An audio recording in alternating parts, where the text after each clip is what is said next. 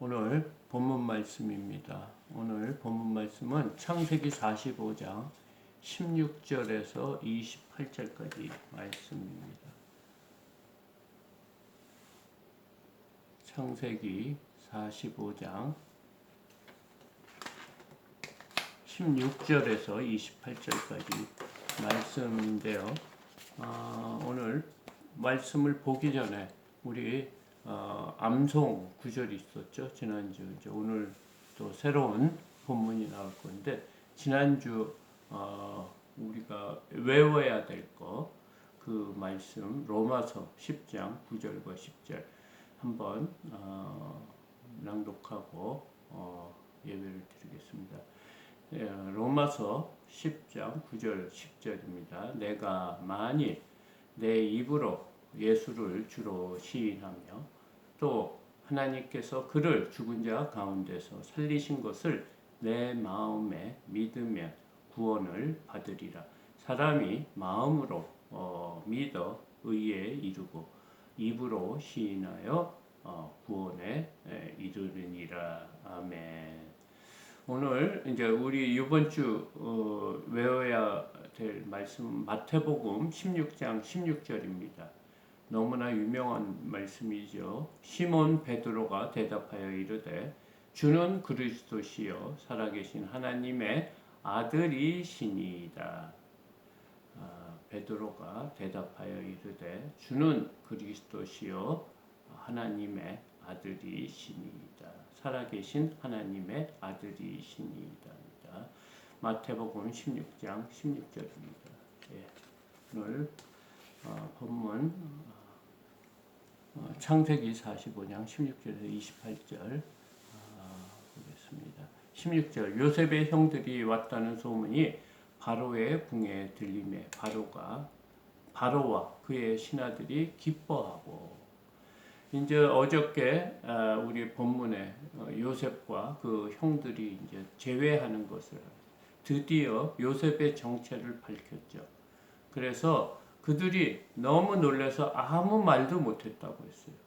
그러나 요셉이 그 형들을 위로했어요. 왜냐하면 그 자신을 소개할 때 당신들이 나를 애굽에 판 요셉이다 이렇게 얘기하니까 그 비밀을 아는 사람은 형제들밖에 없었거든요. 아무도 모르는 그 비밀을 말하는 요셉을 보고 이게 우리가 팔았던 동생 요셉이구나 하고 너무 놀라서 아무 얘기도 안 했다. 그러나 요셉은 그 정을 억제하지 못해서 통곡을 하며 그 통곡한 울음소리가 애굽 사람과 바로의 궁까지 들렸다고 했습니다. 그 이제 오늘 16절을 보니까 그 바로의 궁에서 이게 형들이 왔다는 소식이 이제 들리니까 바로와 그의 신하들이 기뻐하고. 이 말을 들으면 정말 요셉이 그동안 애굽에서 얼마나 신임을 받았는지를 다시 한번 알려주는 말입니다. 바로가 형제들이 왔다고 기뻐할 수도 있지만 기뻐하지 않을 수도 있습니다. 신하들도 마찬가지입니다. 그런데 바로와 그의 신하들이 모두 기뻐했다고 하니까 그 지금까지 요셉이 그 애굽에서 이렇게 정치를 하며 나라를 돌볼 때 이 모든 것이 얼마나 신실하고 또 사람들하고 좋은 관계를 유지했는지 하나님의 그 자녀로서의 그 삶을 얼마나 잘 살았는지 이 16절에 보면 알 수 있는 것 같습니다.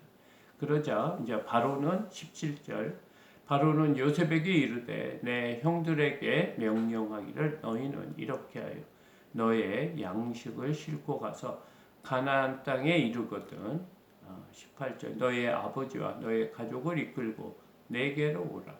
내가 너희에게 애굽의 좋은 땅을 주리니 너희가 나라의 기름진 것을 먹으리라. 와, 이게 도리어 그 바로가 요셉이 생각했던 거를 지금 말하고 있어요. 지금 가뭄이 아직도 5년이 남았기 때문에 지금 가나안 땅에서 사는 것은 너무 힘든 거니까 지금 너의 형들에게 명령하라고 그랬어. 명령. 그러니까 명령을 하면 지켜야 되는 거 아니겠습니까? 이렇게 명령을 하기를 너의 양식을 싣고 가서 가나안 땅에 이르거든 너의 아버지와 너의 가족, 그러니까 그 자녀들, 형들의 자녀들의 가족들을 다 이끌고 내게로 오라. 내가 너에게 애굽의 좋은 땅을 주겠다. 그것도 기름지고 아주 좋은 땅을 주니 너희가 나라의 기름진 것을 먹으리라. 이 애굽에서 좋은 곳을 취하며 살라고 지금 바로의 입에서 이런 말이 나왔습니다. 19절 이제 명령을 받았으니 이렇게 하라. 너희는 애굽 땅에서 수레를 가져다가 너희 자녀와 아내를 태우고 너희 아버지를 모셔오라. 그 바로의 바로가 요셉의 아버지와 그들의 딸린 가족들을 모시고 오게 하기 위해서 준비하는 것을 이렇게 볼 수가 있습니다. 그러니까 바로가 직접 명령을 하는 거예요. 그래서 너희는 이 땅에 수레를 가져다가 너의 자녀와 아내를 태우고 너의 아버지를 모셔오라. 지금 그러면서 또 20절 또 너희의 기구를 아끼지 말라. 온 애굽 땅에 좋은 것이 너희 것임이니라. 그러니까 그분들을 모시기 위해서 사용하는 모든 물자를 아끼지 말고 그렇게 하라. 그러면서 이 온 애굽 땅의 것이 다 요셉의 것이 아니냐. 지금 이 말을 하고 있어요. 그러니까 요셉이 얼마나 애굽에서 신망을 받고 살았는지 이제 이것을 통해 그러니까 요셉이 그 애굽에 얼마나 영향력이 있는 사람으로 살았는지 이 바로의 말을 통해서 더욱 확인할 수가 있습니다. 21절 이스라엘의 아들들이 그대로 할세 요셉이 바로의 명령대로 그들에게 수레를 주고 길 양식을 주며 또 그들에게 다 각기 옷 한 벌씩 주되 베냐민에게는 은 300과 옷 5벌을 주고 지금 모든 기구를 아끼지 말고 그들을 그 요셉의 부모님과 자녀들 또 가족들을 모시고 오라. 그 말대로 요셉이 수레를 준비하고 그들에게 각기 옷 한 벌을 주었다. 이렇게 하고 베냐민에게는 은 300고 옷 5벌을 주고 이렇게 지금 모든 것을 풍족하고 여유 있게 좋은 곳으로 그들에게 주는 것을 알 수가 있습니다. 하나님께서는 그동안 야곱의 가정이 또 아버지와 자녀들과 아버지와 아내들과 또 자녀들과 자녀들 사이에 많은 시기와 질투와 어려움과 이런 미움이 있었던 이 모든 것을 지금 이 요셉을 통해서 모든 것을 해결해 주시고요.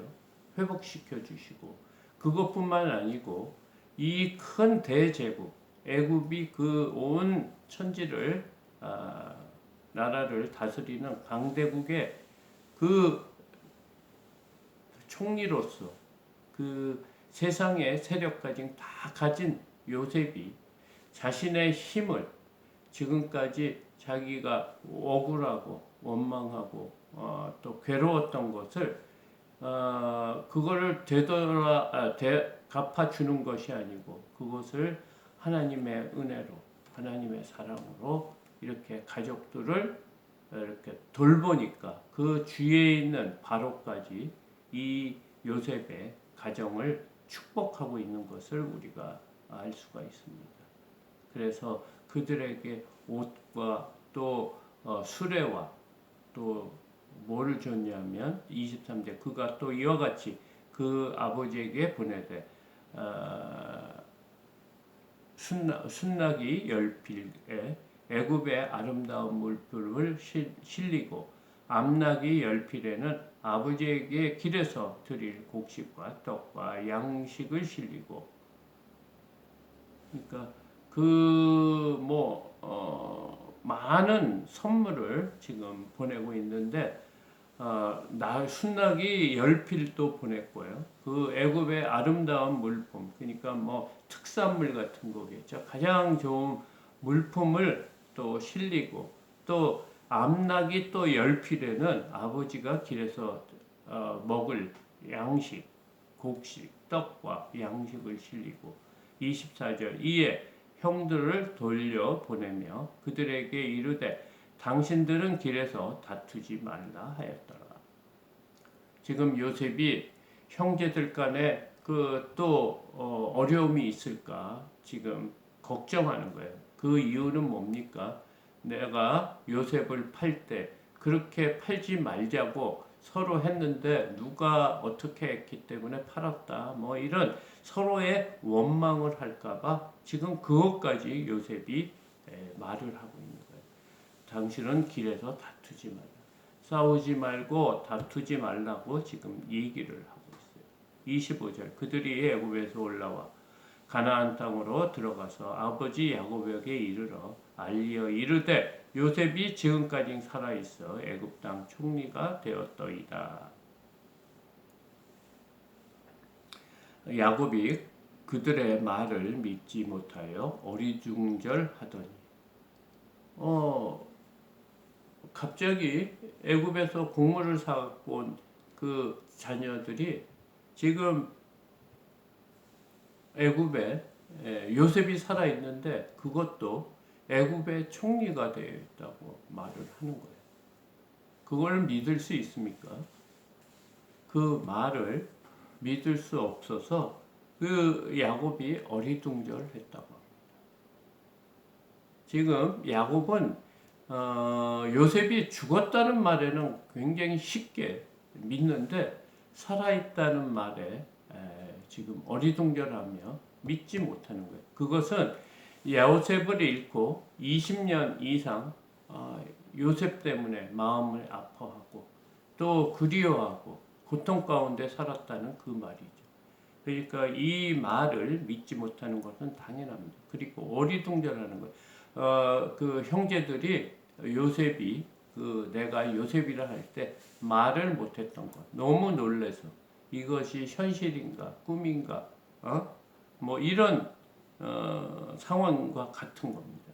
27절 그들이 또 요셉이 자기들에게 부탁한 모든 말로 그에게 말하매 그들의 아버지 요셉이 자기를 태우려고 보낸 수레를 보고서야 기운이 솟아난지라. 많은 말을 해도 믿을 수 없었는데 이제 요셉이 보낸 그 수레, 애굽의 가장 멋있는 수레를 보고서 기운이 솟아났다고 이렇게 얘기합니다. 야곱은 늙고 정말 육신적으로 늙고 마음으로는 20년 동안 고통 가운데 괴로움 가운데 살았으니까 그 수심이 얼마나 깊었겠습니까?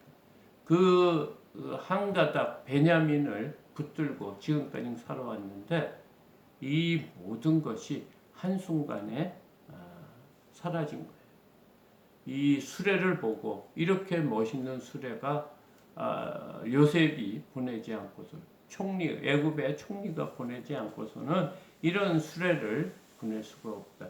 그제서야 그들의 말을 믿고 기운이 솟아났다고 합니다. 하나님께서는 우리에게 기운을 솟아나는 그런 축복을 주기를 원합니다. 받기를 원합니다. 우리가 이 땅에 살면서 항상 실망과 두려움과 어려움과 걱정과 근심에 쌓여 살 때 하나님의 말씀으로 우리가 기운을 솟아나는 저와 여러분이 됐으면 합니다.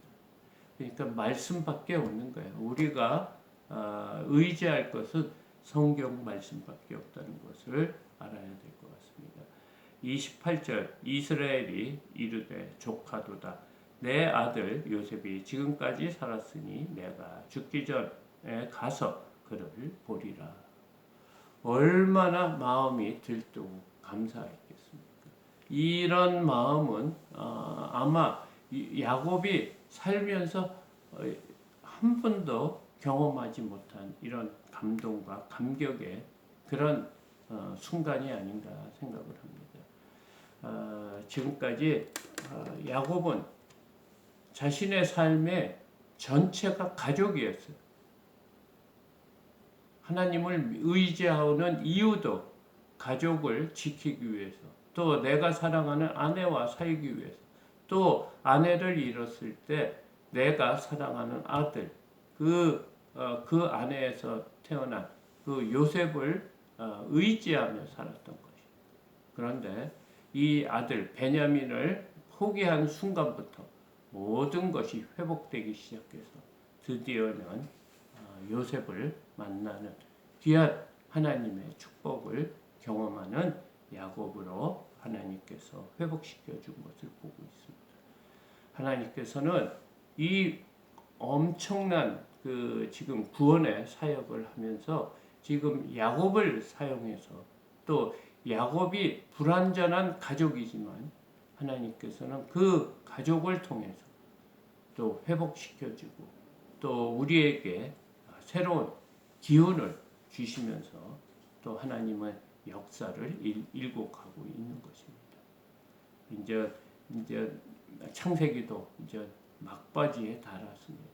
하나님께서 엄청난 우주를 창조하시고 사람을 창조하시고 많은 사람들을 통해서 죄라는 것을 무엇인가를 알려주시고, 또 노아의 홍수, 또 바벨탑, 또 여러 가지 어려운 일 상에서도 하나님께서는 택한 자 한 명 아브라함을 불러서 지금 그 구원의 역사를 일고 가는 것을 우리가 오늘 요셉의 가정을 통해서 보고 있습니다. 하나님은 불가능한 것이 없습니다. 하나님은 아주 큰 일도 하지만 아주 세세한 우리의 아주 작은 일까지 그것까지 보시는 하나님이세요. 그런데 하나님은 굉장히 그 질서를 보면, 하나님의 마음과 생각을 보면 하나님은 큰 일보다 작은 일, 또 가난한 자, 없는 자, 마음이 상한 자의 그 조그만 그 어려움을 풀어주기를 원하시는 분이라는 것을 우리가 잘 기억했으면 좋겠습니다. 오늘 하루도 또 날씨도 안 좋은데 또 건강한 하루 보내시기 바랍니다. 주기도문으로